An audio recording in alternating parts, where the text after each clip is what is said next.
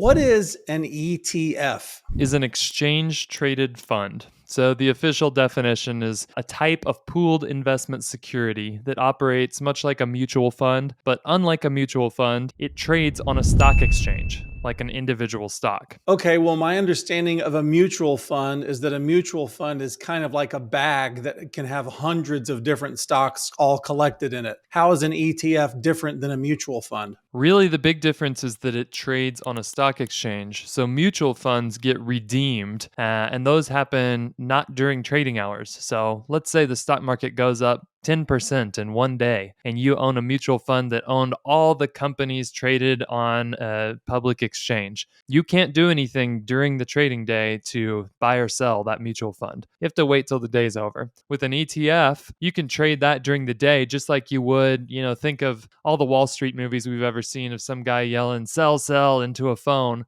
Well, you could trade an ETF in the middle of the day. The first ETF ever created was an S&P 500 ETF. So there's a lot of S&P 500 mutual funds, but this was just an exchange traded fund that tracked the S&P 500.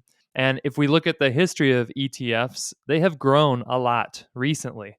In 2000, the year 2000, there was $65 billion of ETFs out there. How much billions of dollars do you think there was in the year 2010, Steve? 45. You thought it went down? No, it went up. There was 991 billion Oh, wow. by 2010, and today, at the end of 22, so 12 years later, we're up to $6.5 trillion of ETF money out there. So this is a big segment of the market. It's growing very fast.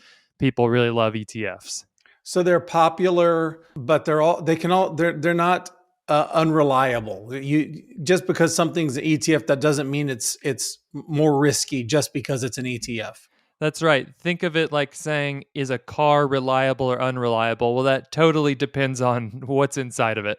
And the same as with an ETF. You might have a very conservative ETF that invests in money market funds and basically can never go down too much.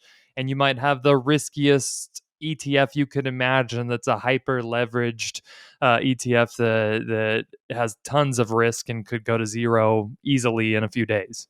Great. For more financial education as well as inspiration and equipping for the biblical family leader, subscribe right now. You can do it right now to the Abraham's Wallet podcast. We're on YouTube, Apple Podcasts, Spotify, and your favorite podcast platforms.